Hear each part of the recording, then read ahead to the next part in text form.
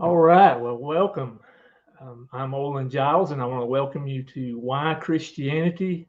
I am so excited to have a special guest with us today, Hatun Tash, and she's going to speak to us here in a moment. But in preparation for that, I was looking online a little bit at why Islam, and this is a topic that Hatun is going to address. Why Islam asks they're actually providing an answer to this question here. And the question is, are there different versions of the Quran? And here's their answer. No, there is only one version of the Quran. All Muslims, regardless of which sect they belong to, agree that the Quran we have today is the exact version that was revealed to the Prophet Muhammad, peace be upon him.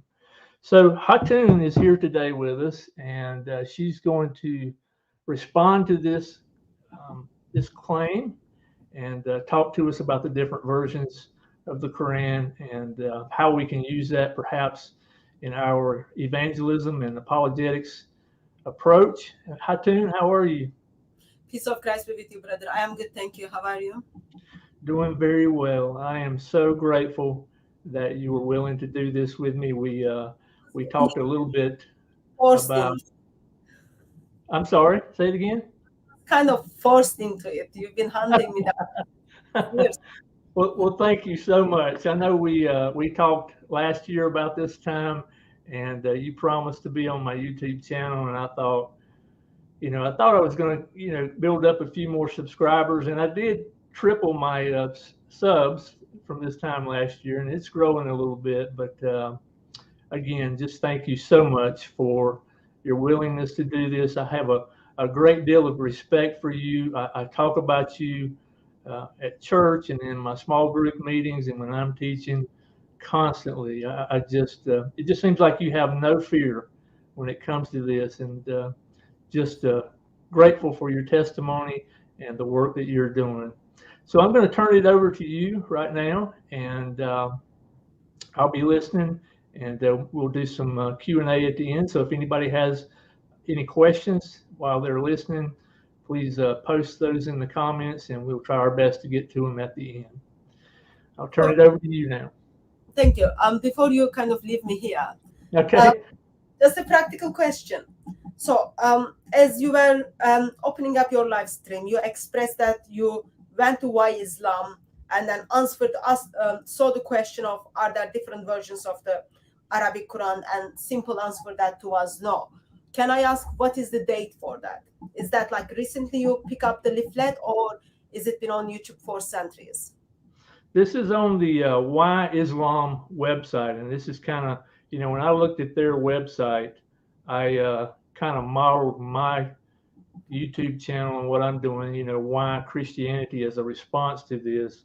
But this is, I don't really see a date on it, but this is up, right now on their website, Why Islam, and it's under frequently asked questions about the Quran.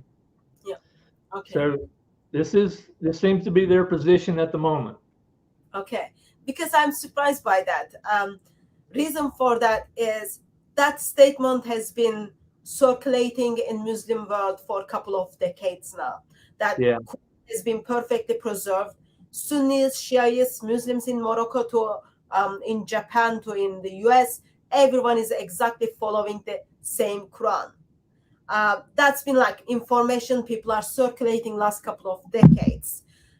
It's all over YouTube. They've got leaflets, but also I come across books missionaries are writing to make sure that people don't say those things. So therefore, I was shocked a website like Why Islam is still putting these false informations. That's shocking. But yes, in next half an hour or so, we tackle with do Muslims make these claims, but are they true claims? So we will deal with that. Thank you very much for having me. And in case I forget, I don't have the gift of encouragement, all those kind of things. Thank you very much for your faithfully serving our trying God and going out, engaging with imams to Muslims, and even using the platforms to preach glorious gospel. So thank you very much for that. Okay, so as you expressed, a main claim is Quran has been perfectly preserved from Muhammad to today. Wherever in the world you go, there will be only one Quran. You will have Muslim missionaries, Muslim scholars, as well as someone who doesn't know anything about Islam. They exactly the same say same thing. Some Muslim missionaries go a little bit further, as well as scholars expresses that to the dot, to the letter, to the sound, that there is only one Quran and never been changed. I am here to debunk that, simply because Islamic tradition is debunking that. Early Muslims are telling us there was never one perfect Quran from time of Muhammad, and today Muslims are telling us the same thing, that there was never one perfect Quran, dot by dot, letter by letter, sound by sound, word by word has been perfectly preserved. So that was a lie end up in Muslim world last couple of decades. So let's go back to time of Muhammad. And then remember a couple of Islamic stories. Brother, if you need the reference, just let me know. I'll bring up the references. So we go back to time of Muhammad, and then we read the stories where individuals are fighting with one another in the mosque. And as the fight takes place between individuals, father-in-law of Muhammad is hearing someone is reciting Surah 25. The way Surah 25 is being recited is very different than what Umar learned. So Umar kind of gets a little bit upset. Tradition tells us like the way recitation was, like the way Hisham was reciting, that was very different from Umar. Umar was about to jump over him during his prayer, but he controlled his tempo. And then when he finished his prayer, when Hisham finished his prayer, Umar put his upper garment around his neck and seized him, and then questioned why he was reciting Surah 25 differently.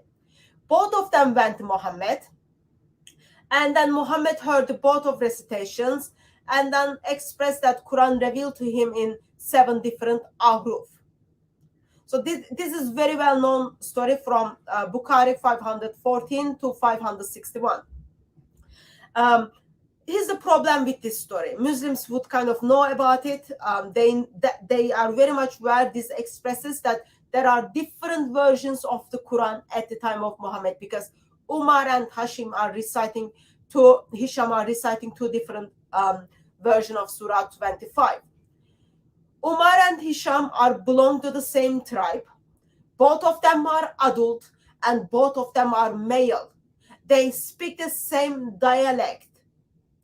Why is the Quran coming to one tribe, so one people group, in different ways? That's the first question we need to ask. Which version of Surah 25 made into the Quran today? That's something else we need to ask, because there are different ways. Why at the first place there are different ways? Another question. And the next question is Umar, who is the father-in-law of Muhammad. How come he didn't know that Quran is coming to Muhammad in many different ways? That's something important for people to remember, why it is like that. Why Muhammad didn't even tell his father-in-law that Quran is coming to me in many different ways. We've got very similar story from Sahih Muslim 1787, where this time in the mosque, it's Ubay bin Ka'b. Ubay bin Ka'b is not someone who you pick up on the road. Ubay bin Ka'b is the one where Muhammad states, take the Quran from. Okay? He's someone important. Ubay bin Ka'b is in mosque. Here's the Quran is being recited. And again, it is in different style. It is different than what Ubay bin Ka'b knows. He objects it, and then they end up with Muhammad. So 2 individuals again in front of Muhammad.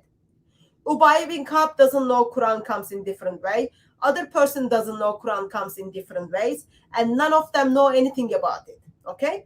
Even though we know Umar's story was happening before, or even if after that, like no one knows about it. Muhammad hears both of the recitations, And then he approves both of the recitations, says, yeah, this is how the Quran is revealed to me. But interesting thing happens in the hadith is, hadith says, Ubay bin Ka'b, there occurred in my mind a sort of denial which did not even occur during the time of Jahiliyyah. Even before the time of Islam, Ubay bin Ka'b never had doubted that much, okay? When Muhammad sees that there is a doubt in the face of Uthman, Ubay, Muhammad strike him on his chest, which caused him to break into sweats. So, here's the problem. So far what we have, we've got two hadith. In two hadiths, we've got different individuals, two individuals in first, two individuals in second hadith. Both of them are not happy how the other person is reciting the Quran. In both of the hadiths, four people are reciting all together the Quran, and no one is happy how the Quran is being recited. In first one, Muhammad says, it's okay, recite in this way, that's okay, recite in this way, even though those recitations were different from one another. It was not only like how I say water or how you say water, it was different that Umar wanted to grab the other person from his neck during the prayer. In the second hadith, Ubay bin Ka'b, master of the Quran recitations, he's hearing the Quran in different way. He is not happy. Muhammad beats him until he becomes happy. So that shows us there were different Qurans at the time of Muhammad, and then Muhammad said both of those ways are okay. I don't know which way end up in my Quran, the Quran which we are buying and reading today, because we know in the time of Uthman simply got rid of all those different recitations. He put only one recitation. So why is this important? There is a fatwa circulates around which says we do not doubt anything from the Quran. Even if you doubt even a letter, you are kafir, you are disbeliever. So you shouldn't even be doubting what Allah revealed, what it's supposed to be coming to us. But Ubay bin Ka'b and other individual, Umar and Hisham, both of them are having different versions of the Arabic Quran. So that's a problem by itself. We've got Islamic tradition where Muhammad doesn't even remember what Allah revealed and praises people for reminding him. Even in the certain occasions, Ali, his son-in-law and fourth caliph, steps in and then rescues Muhammad regarding the different Arabic Qurans. So, everyone has different Arabic Qurans in the time of Muhammad, and Muhammad is dead now.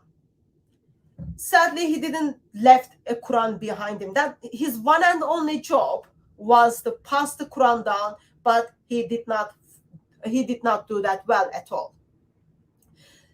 So Muhammad is dead. We don't have compiled Quran. People are fighting regarding should I be Muslim or not. It's just all kind of messed up. What happens is people come to, so we are around 632, 634. Muslims are leaving Islam because now they don't think they need to give zakat.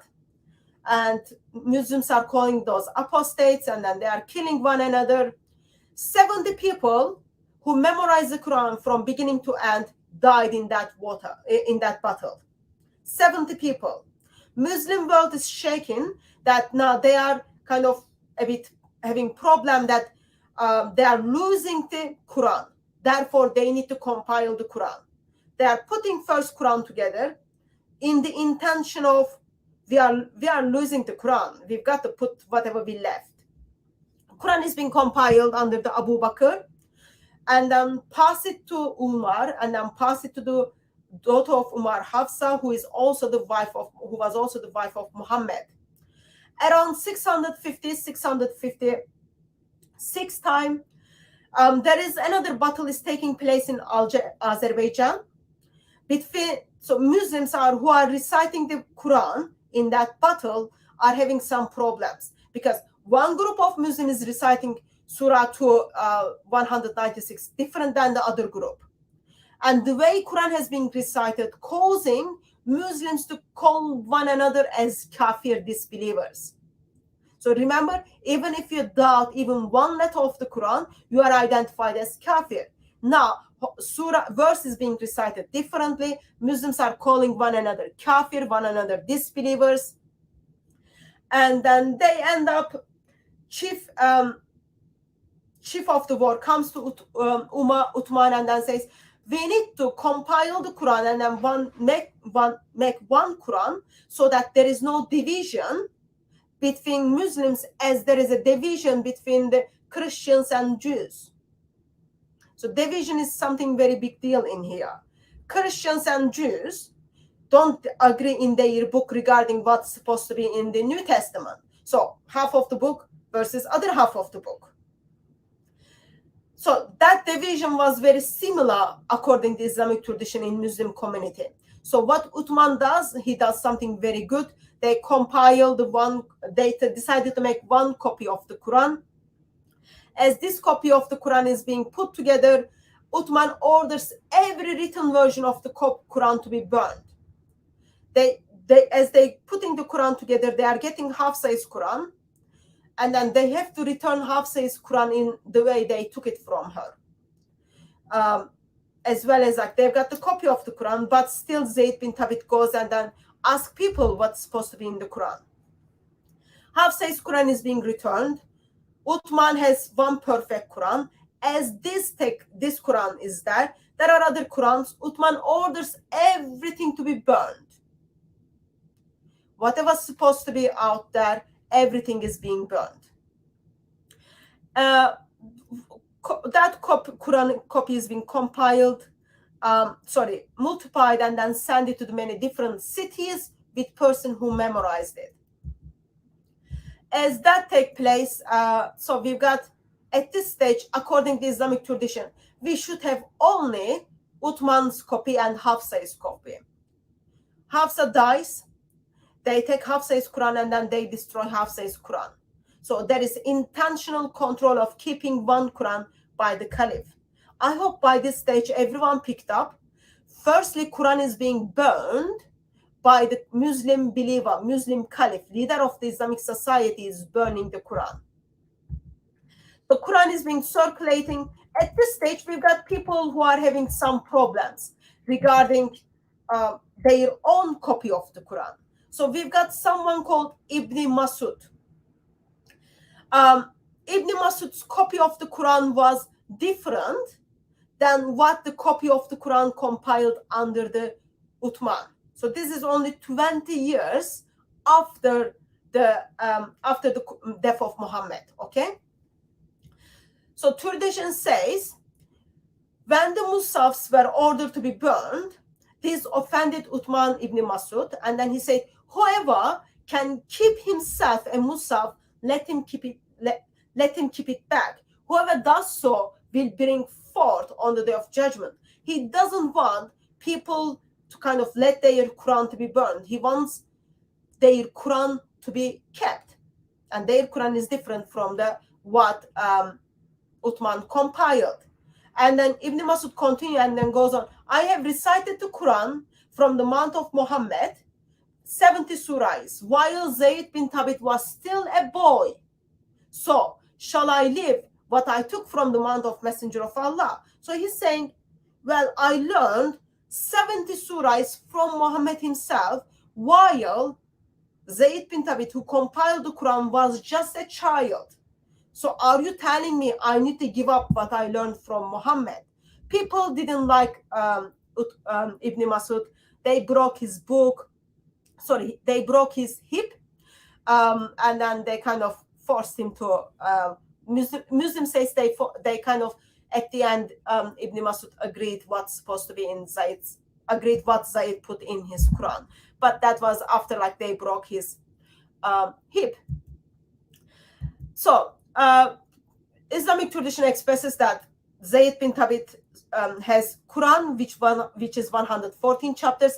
Ibn Masud was not agreeing with him, and then his copy of the Quran was different. His hips are broken. Islamic tradition tells us he had 111 chapters. Okay, and then we've got someone else, Ubay bin Ka'b, whom we talked a little bit earlier. Remember, he's the gentleman whom Muhammad strike him from the chest.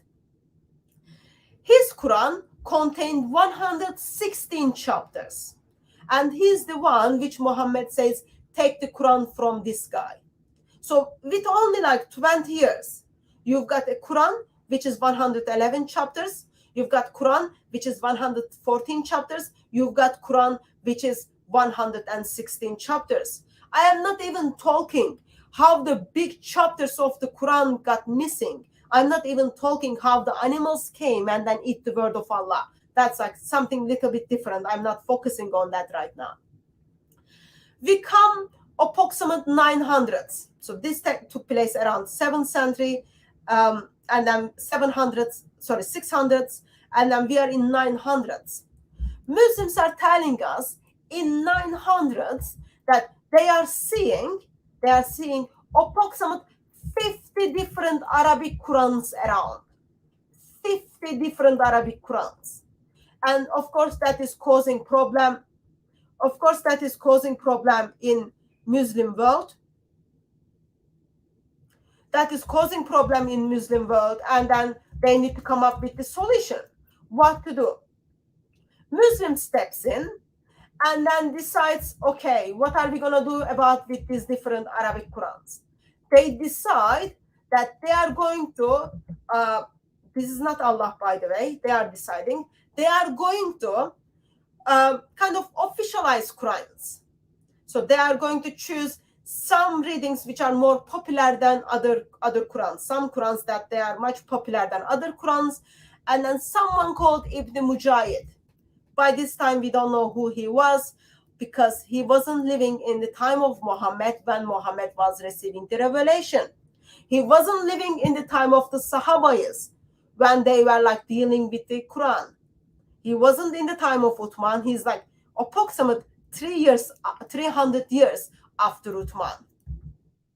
So he comes and then he decides he's going to do something useful, and then he chooses 7 different Qurans out of minimum of 50 different Arabic Qurans, okay? Minimum of 50 different Arabic Qurans, he chooses 7. And then time goes on. Muslims are having problem, why there are 7, why not my copy is being chosen, all that. There are lots of people are being imprisoned, tortured, Quran is being burned, people are paying, Muslims are paying other Muslims to take their Quran and then destroy their Quran, okay? Tearing the Quran down. It's lots of in-house discussions, not in-house discussion, in-house physical fights, okay? Around 1400s, we've got someone else again steps into the Muslim world and then says, well, Ibn Mujahid choose 7 Qurans, I'm going to choose 10 Qurans, approximate 1400s. And then time goes on, someone else comes and then says, well, why it is 10? I'm going to do 14. And then they choose 14 official Quran. So they canonize 14 official Quran. And under all these official Qurans, of course, you've got 2 students for each Quran. It was different. For example, there are teachers who had 8 students, but only 2 of them were chosen. So around 1705, we've got 14 different Arabic Qurans being officially chosen with their 2 students. So that makes approximately like 30 different Arabic Qurans around 1700s. Time goes on. Around 1900s, that's not much like too late, approximately just over 100 years ago. In Saudi Arabia, lots of Qurans are not in Saudi Arabia, in Egypt, lots of Qurans are circulating in Muslim study circles. Al-Azhar decides they are going to pick 1 Quran, and then they choose Hafs Quran. Hafs is, I mentioned there are 14 Qurans, and then those Qurans, out of those Qurans has 2 students. Hafs is one of the students of these 14 teachers, 14 Qurans, okay? They chooses Hafs Quran, and then as they choose the Hafs Quran, they discredit all of them. In 1930s again, they officialize the Hafs Quran for Egypt, 1980s, Hafs Quran becomes official Quran for whole Muslim world. So in the beginning of the live stream, Brother Olin, you expressed that you went to website, and then websites today stands and says that there is only one Quran, nothing changed. That's the same Quran all around the world. They are focusing on what Saudi canonized in 1980s. That's what they are talking about. But also, I am sure that website is very much aware that in Morocco and in Algeria, Muslims are reciting different Quran than what Muslims are reciting in Saudi Arabia. And today, you cannot go to Saudi Arabia and then recite the Quran during your prayer. The Muslims are reciting in Algeria. That there is a fatwa, you can't do that.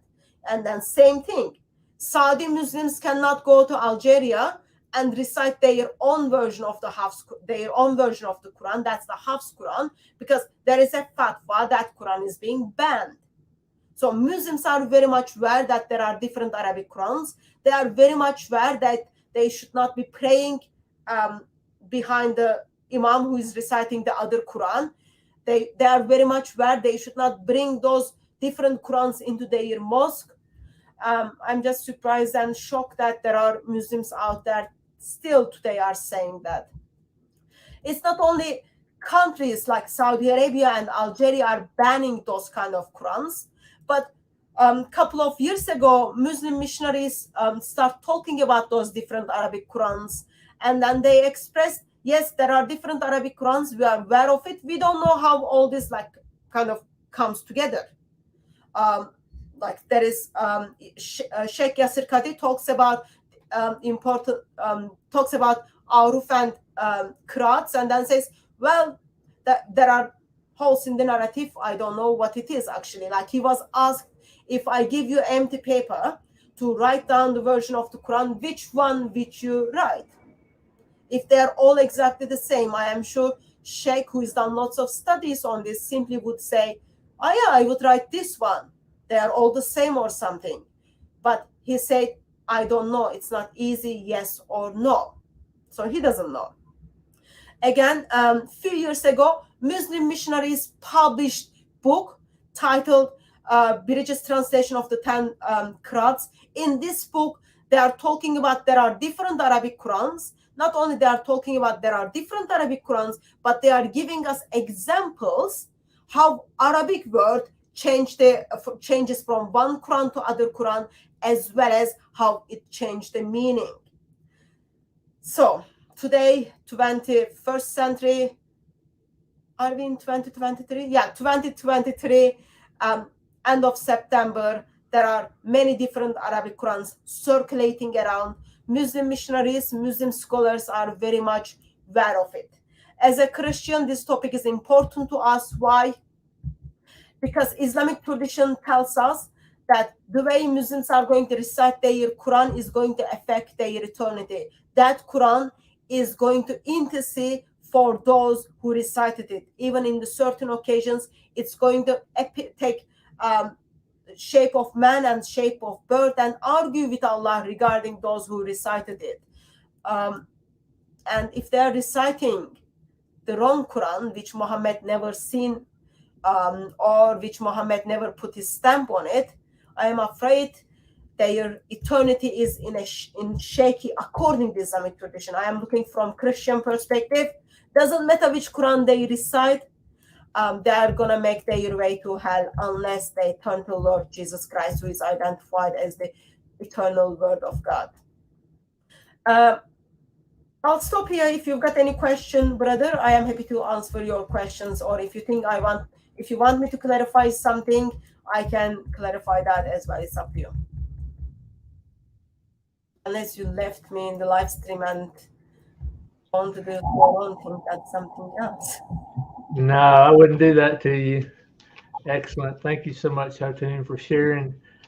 If you have questions to ask Hatun, please post those now in the comments. I have a few that I was writing down when I was trying to keep up listening to you. And I also thought about I shared with you earlier about writing a paper for um, the MAPI degree at Veritas International University. By the way, great degree if anybody's interested in learning about Islam.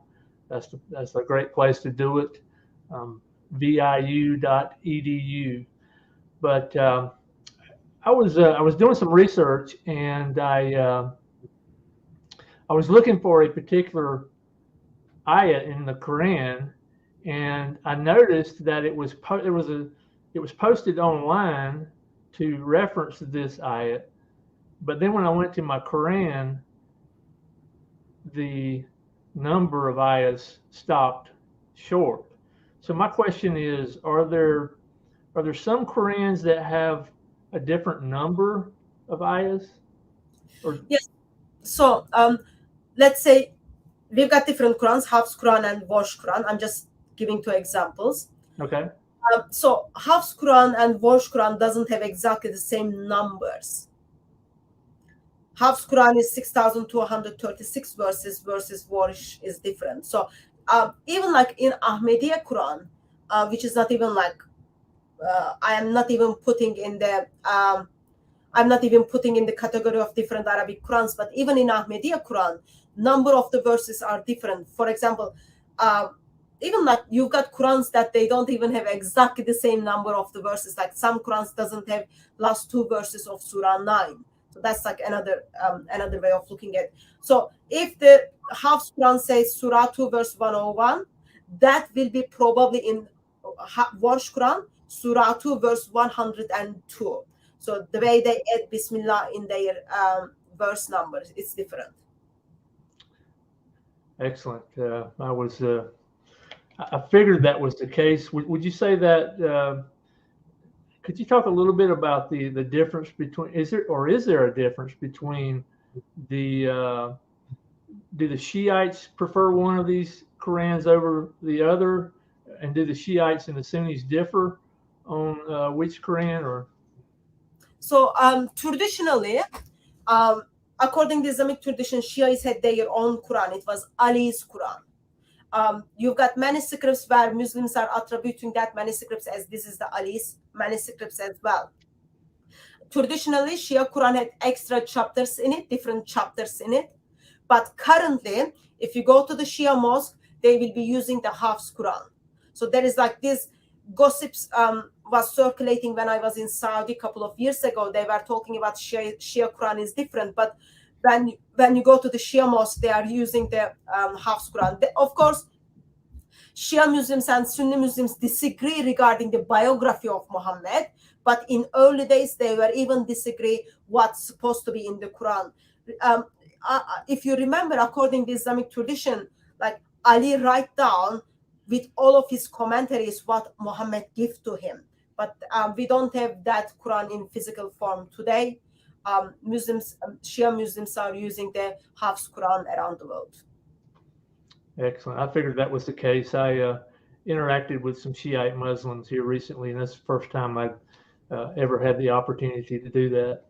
Yeah, let me remind something. So even though they are using the Hafs Quran, they disagree on the school of thoughts. For example, the way they would do their prayer, the way they would do wudu will be different than how the Sunnis do their wudu.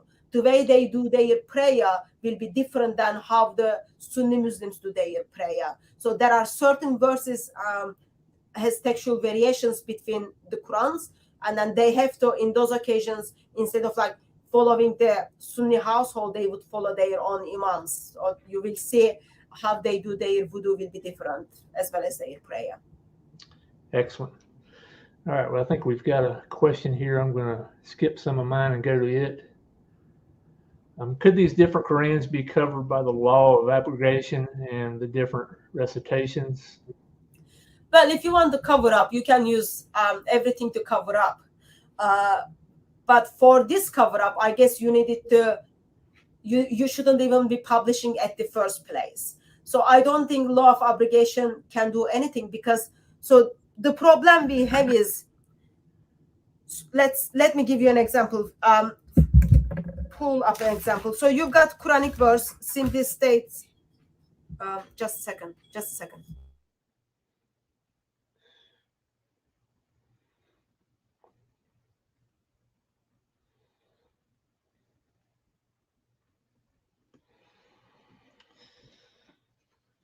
All right. Well, if you have any more questions, please post those while you have the opportunity. Sorry about that. That's So all right. we've got Quranic verse, for example, talking about feeding the poor person. That's Surah 2, verse 184 of the Quran. So in one Quran, it is talking about feeding one person. In other Quran, it is talking about feeding more than 2 or 3 people. So one person versus more than 2 and 3 people. Then the question, if you are saying like, oh, it's abrogated from 1 person to 3 person, then like it should be all together like 3 person at the first place, or it should be all together as 1 person at the first place. So abrogated verses, like some verses are in the Quran, and then you got footnote says this verse is being abrogated with the later verses, or some of the verses are abrogated and they are out of the Quran. They are in Islamic tradition where Muslims are today still practicing it, but they are not in the Quran. Their excuses this verse is being abrogated.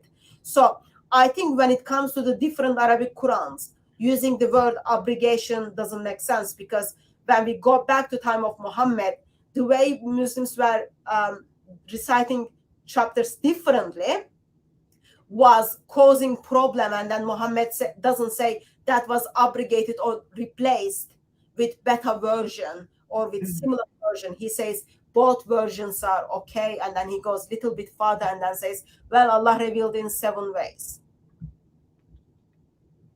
Is that answering the question? Excellent.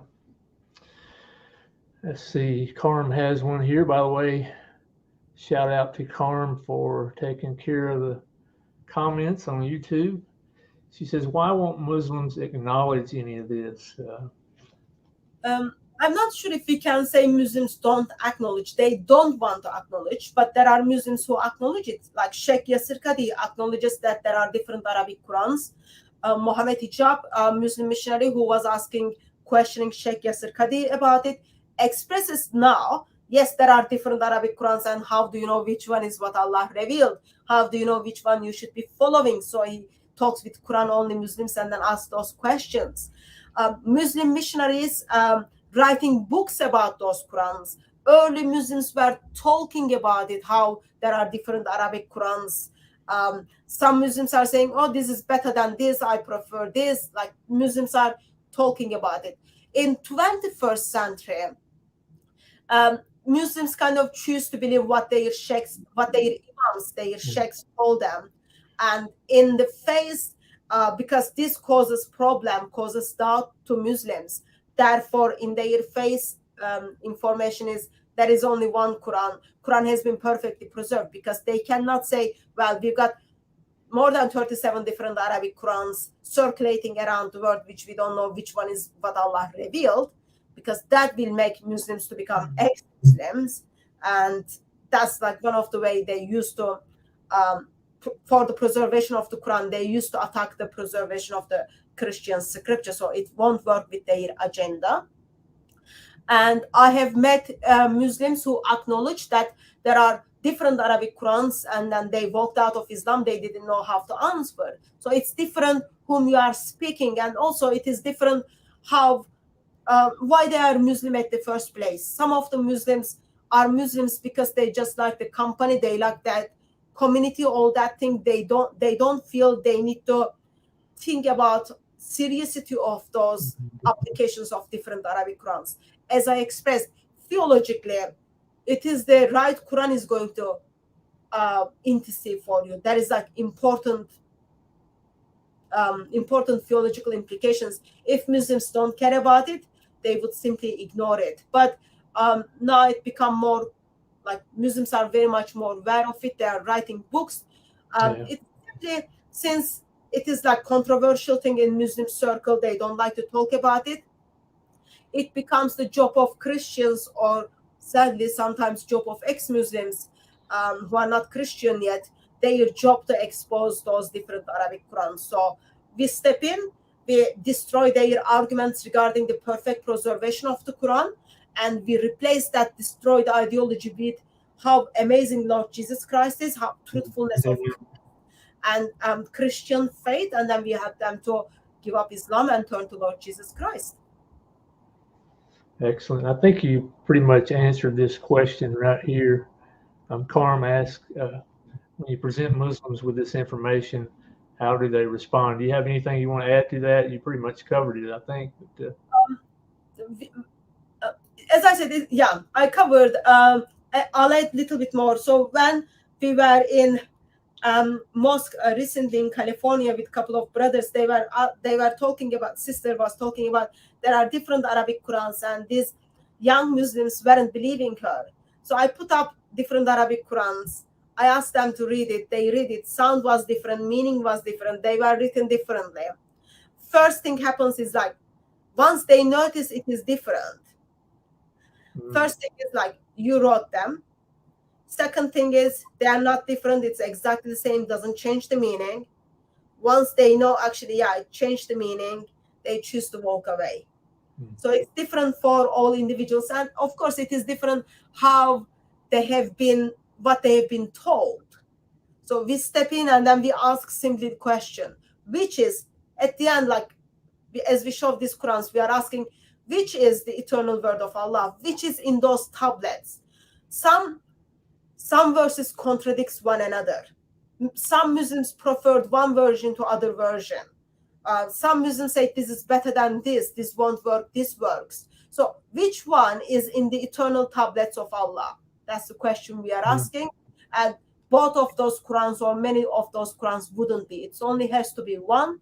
And Muslims who really wants to follow the truth, who thinks word of Allah is worthy for them to investigate, then they will look into it, and then they need to have satisfaction answer for themselves as well as for questioner who is asking the question.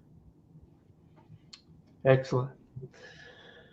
This next question, I thought your point at the beginning about, the different people having the same dialect, belonging to the same tribe, but yet having a different recitation. I thought that was an excellent point. I think this question here kind of goes along with that. Can you elaborate more on the companions of Muhammad having different Qurans? So we look at the Islamic tradition where we meet Muhammad's father-in-law, who is also the second caliph. I'm emphasizing that's because he's someone who is important. Not like someone who just like you picked up in the mosque or you picked up from your household. Second caliph, Muhammad's father-in-law, he is in a mosque, hearing the Hisham's prayer and recitation of Surah 25, and that is different than what Allah taught him. He wants to, like, he's upset about it. Like tradition says, I was about to jump over him journeying to his prayer. So the way it has been recited, it's very different. And Muhammad's father-in-law, and like this is the father-in-law who contributed 3 verses into the Quran. He's not like he's not like Uthman or not like Abu Bakr. He's also contributed certain verses into the Quran. Is not where that Quran can be recited in many different ways. So man in his tribe who speaks the same language, same dialect, reciting Surah 25 different, he says, I was about to jump over him during his prayer, but I controlled my temper. Because I'm self-controlled person. I waited until this man finishes his prayer. When the prayer finished, I put my garment around his neck and seized him. Those are not like gentle languages. Not someone is like holding your hand and then taking you to your teacher. Someone is grabbing you, dragging to your teacher. And then Muhammad is hearing those 2 versions. After Umar expresses they are different from one another, Muhammad says, it's okay. Allah revealed this to me. Quran is revealed to me in 7 different ways, 7 different ahruf. Father-in-law of Muhammad, man who contributed the Quranic verses into the Quran, did not even know Quran is coming down in many different ways. Both of them are adult men. That's a problem. And other hadith I mentioned was Ubay bin Ka'b. Muhammad says, take the Quran from this man. He is important man. He hears the Quran is being recited in a mosque, and that's very different as well what he learned. He goes to Muhammad. In this occasion, Muhammad hears again the different version of the Quran, and then he says, it is both of ways are okay. But tradition says like, this caused me doubt. I never had that much doubt, even in the time of Jahiliyyah. Like, remember, Jahiliyyah is like everyone does what is right in their eyes. Islam comes to fix that. Versus Ubay bin Ka'b says, the man Muhammad says, take the Quran from, says, I never had that much doubt in my heart. And then when Muhammad noticed this, what he does, he strikes him in his chest, which caused him to have sweat. So that's painful strike. After that, he's okay. And tradition tells us his Quran contained 116 chapters. Like, his Quran has extra chapters. And you can look at the Islamic sources, and today we know what were those chapters as well. And we don't have those chapters. Ibn Masud, whose hip is broken because he was disagreeing with Zayd bin Thabit's Quran, which is 114 chapters. And Zayd bin Thabit was just a child when Ibn Masud was learned 70 chapters of the Quran. So those are kind of not friendly like disagreements, but they are violent disagreements which caused problems. So that was the one I was talking about, how companions of Muhammad, important companions of, not the strangers, important companions of Muhammad had different Qurans in their hearts and in their minds. Even like around 900s, Muslims are telling us they saw Ibn Masud's copy of the Quran. So like 300 years after the death of Muhammad, Ibn Masud's copy of the Quran is still in the libraries. People have access to those Qurans and they are seeing those Qurans. But magic happens in Islam. We end up having one Quran today, according to Muslims.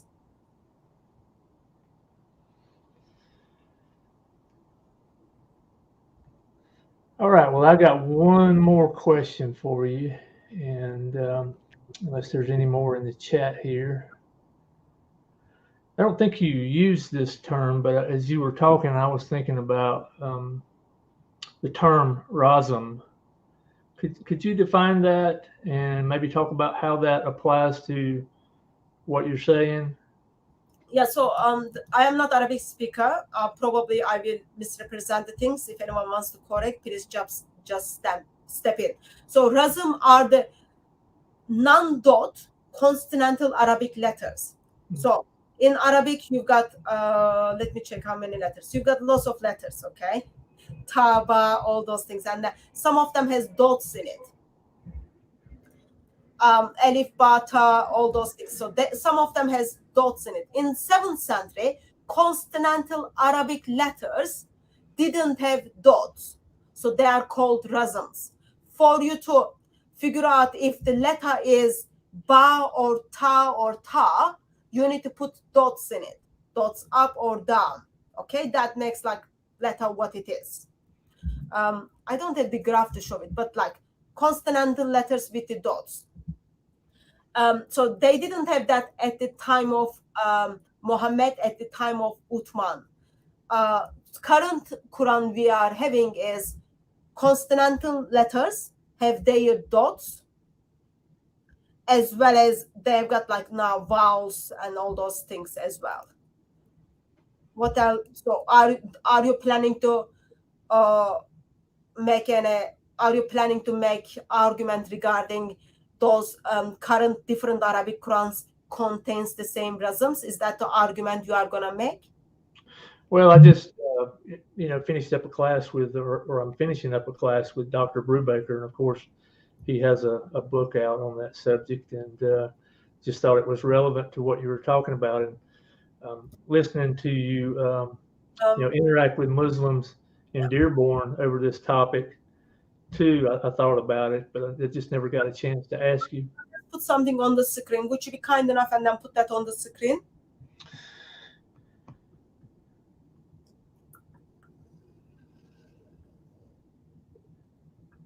If I can. So what am I looking for here? Is it in the? Yeah. So if you see the where my picture is at the end of your StreamYard. Oh yeah. Okay, thank you. Something else. Yeah. So here's the Arabic alphabet.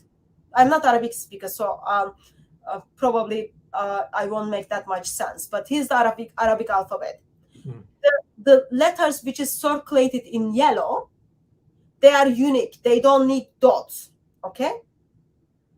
But the ones which are not circulated in yellow, they look very similar to one another.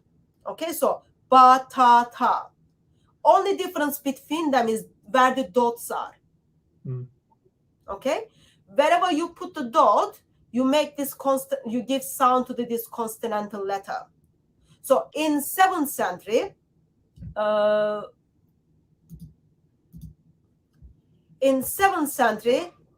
those would be the Arab alphabet, okay, without any dots. See there, you wouldn't know which letter is what. Let me press this one. I think this is better. Yeah, this is better. So this will be like how the letters in 7th century without any dots. So you wouldn't know if this is ta or ba or noon, whatever that is. So you need dots to make sense of this letter, make like proper words for this letter. So you will hear from Muslims, they are going to say, yes, we do have today different Arabic Qurans, but they all have the same razm. That means all of the consonantal letters without dots, they are exactly the same. So therefore, we should be able to trust those things. But I'll make it, you can stop sharing my screen if you want. You can make a case from different Arabic Qurans that is not the case, because when we look at the Islamic, when we look at those different Arabic Qurans, we see, first of all, as the first Qurans Uthman sent it around, they had a problem with their razms. So Islamic tradition talks about manuscripts had, Uthmanic manuscripts had different razms from one another, as well as today's current Quran. For example, Surah 3 verse 133 and Surah 57 verse 24 have extra consonantal letters from one Quran to other Quran. And you are talking about Dan Brubaker's work. He published a book regarding how Muslims intentionally edited certain consonantal letters, even like, I'm sure Dan Brubaker wouldn't do that, but you can just grab his book and then make fun of Muslims how they intentionally forget it Allah, and then they edit Allah in their manuscripts. Imagine like Allah is forgotten. The one who Quran supposed to be his speech, his word, they even forgot to put Allah in the manuscripts, and then they edited those. I'm not sure if I answered your question. Ultimately, Allah forgot to put his name in there, if that's his word, yeah. Did Allah forget, or the ones who were writing forgot it, and then they said, oh, let's add Allah to make sense of it? So yeah, they edit consonantal words there. Excellent. All right. Well, thank you again, Hatun. I don't see any more questions, but just want to thank everybody for joining us. And thank you for taking the time to do this. I'm so grateful that you were able to come on.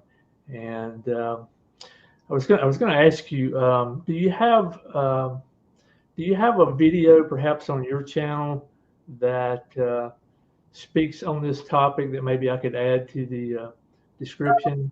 Maybe you could send that. We've got lots of videos on the topic. Okay. Not sure which one should be sending, but yeah, I'll send you the video of summary of like what we did a couple of years ago at Speakers Corner. But now, because Muslims start kind of talking about it, responding it, there are like videos regarding what Muslims are saying and respond to them as well. So anyone interested can simply check them out. I'll send you a link to Muslim books regarding on the topic, Okay. such as Bridges translation of the 10 Qur'an. People can get access to that and then can use that, because simply Muslim author tells you this word is in Arabic different from this Quran to this Quran, and then he puts the what the word is in different Arabic Qurans in footnotes. Very helpful resource. You don't need to kind of even say anything. Just ask Muslims which one is the word of Allah, which one is in internal tablets. Excellent. That's exactly what I was looking for. Thank you. All right. Well, Hatun, bless you. We're praying for you and your ministry. And again, I just can't thank you enough for being on here today. And thank you again to everyone for watching. And we'll see you next time.